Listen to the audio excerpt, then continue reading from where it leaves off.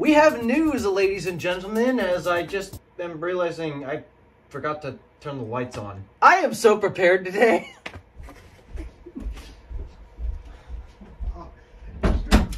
Started filming, and I forget to turn the lights on. What the heck am I thinking? Alright, now that we have lights on, we have to discuss some charging news because, well, few vendors have come online in terms of charging hardware and network providers. I'm referring to Iona. They've officially had their grand opening and such with the ribbons cutting ceremonies, and then we got some Mercedes news we need to talk about, along with Lucid as well, because I haven't mentioned them just yet. Yeah, anyway, lots of charging news today. Cue the intro.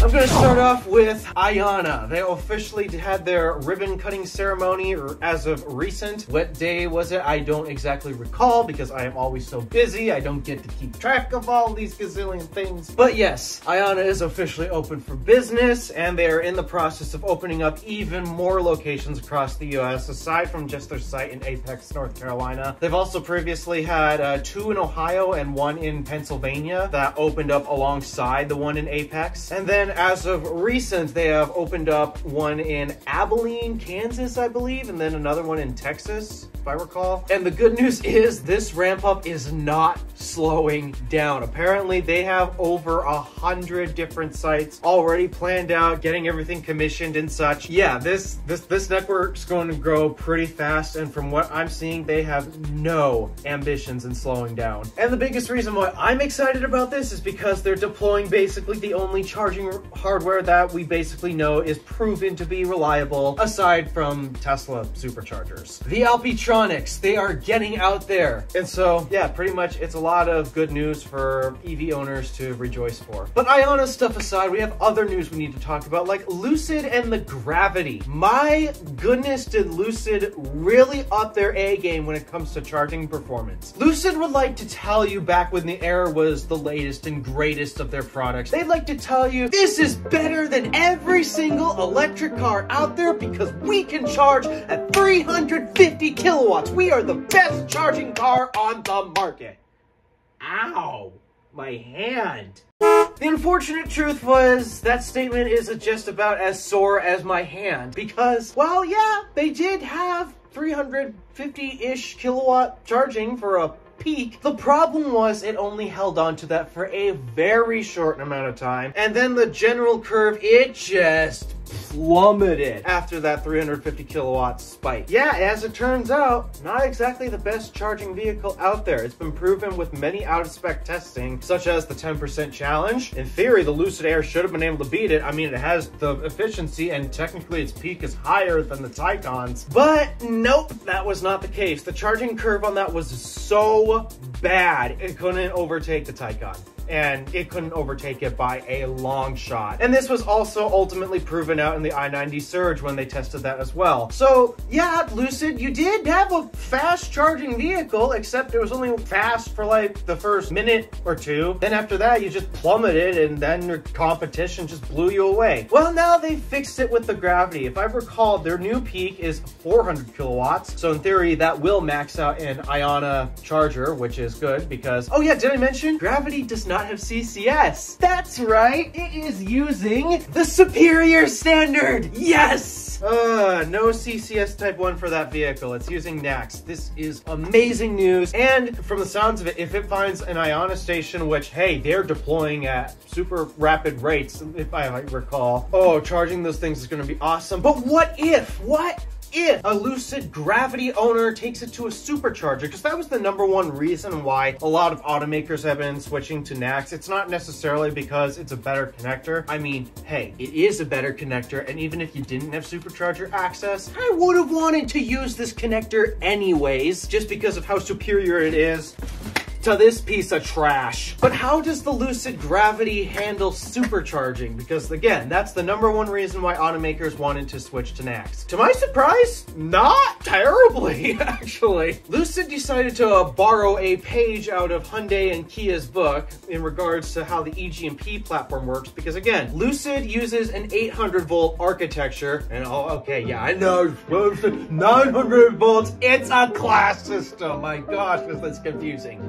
But yes, because the Lucid Gravity is technically within the 800 volt class, that means it has some issues charging its superchargers, because superchargers, at least as of today, are currently only optimized for 400 volt class EVs and not 800 volt class, which causes problems, because if the charger can't match the voltage of the vehicle's battery pack, then we got massive problems. Some automakers had decided, okay, to deal with this problem, we're just going to put in a little DC to DC conversion box, like what the Taycan and what the Lucid Air initially did. Taycan had standard a 50 kilowatt conversion box, though you could option on an optional 150 kilowatt booster. And if you're a Lucid Air owner, yeah, sorry, but you're stuck with the 50 kilowatt booster, and oh, does that make your charging sessions terrible. But the Gravity decided, no, this box system clearly isn't gonna work. And they just ripped a page out of Kia and Hyundai's book when they designed the EGMP platform. What they did was they actually used the rear motor's inverter, and using that basically allows to take whatever energy you send into it, and that will convert it to the correct voltage for the battery pack. And as a result, the Lucid Gravity just tells the supercharger, give me everything you've got, and it gives it everything it's got. Well, not quite. If I recall, it peaks at around 200-ish kilowatts, which, hey, that is way better than almost any other 800 volt architecture EV today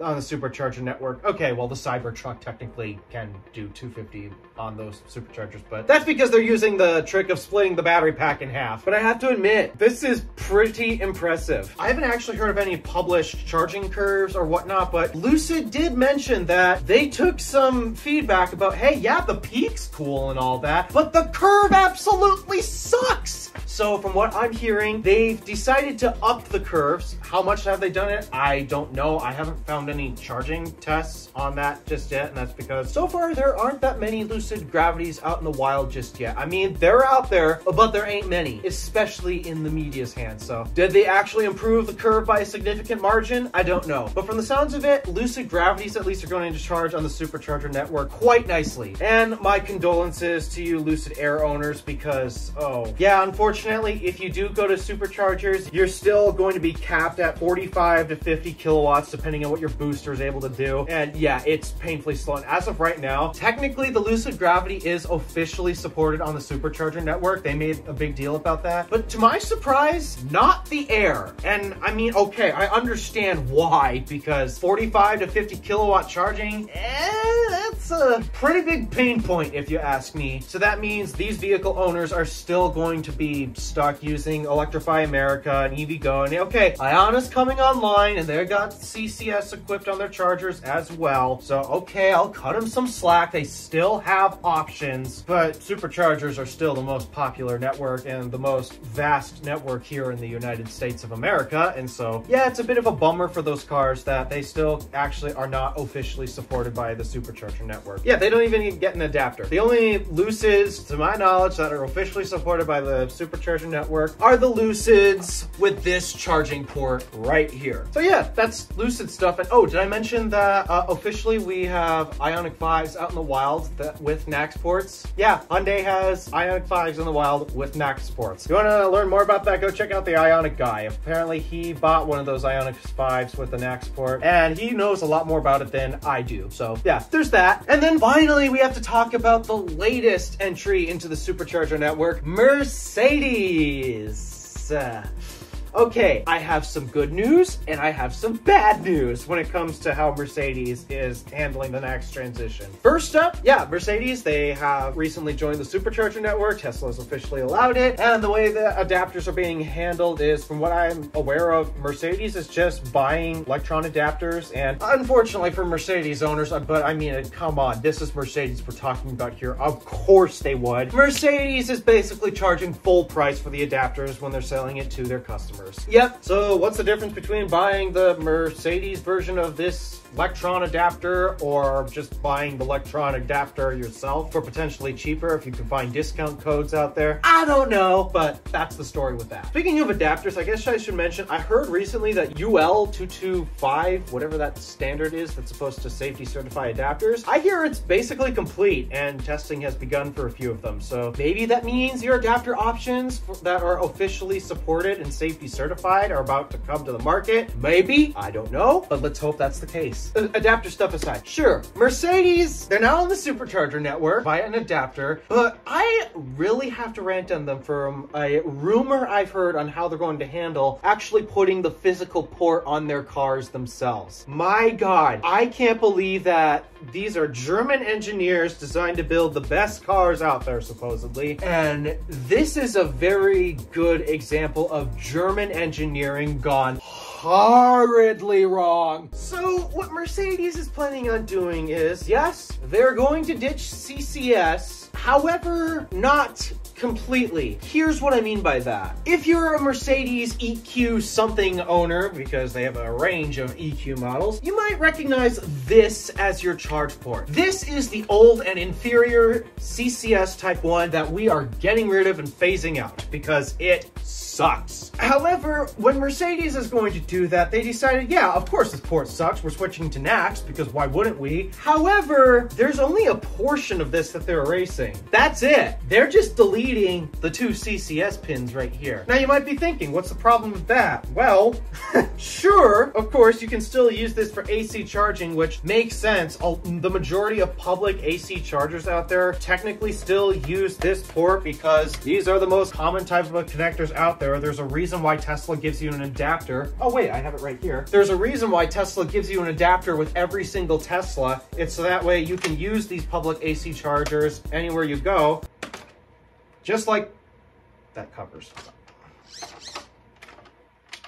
Oops.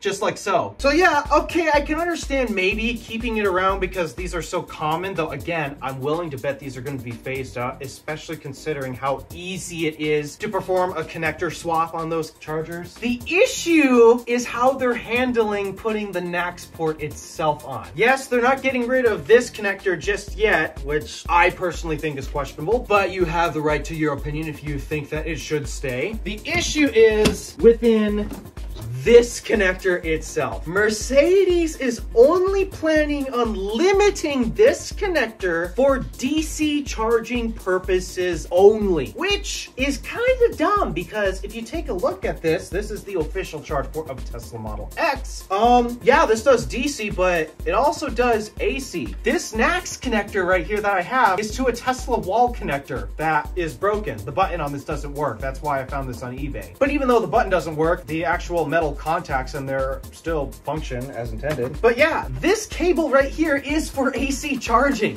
You might notice this is kind of thin for DC. So yeah, the port can perfectly handle AC charging, but Mercedes decided, nope, we're just only going to use it for DC charging. The fuck? Why?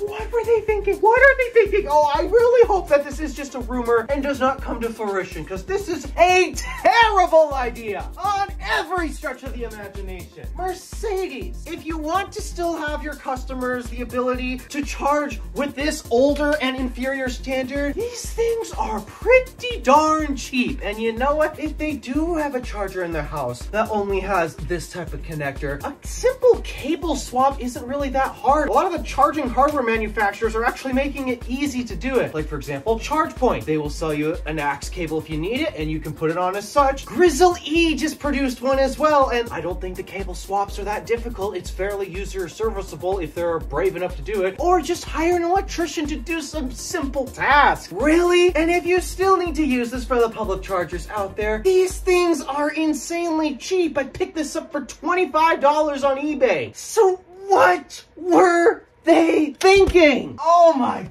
goodness, this is just... All right, calm down, calm down. Let's not have another anger burst and such.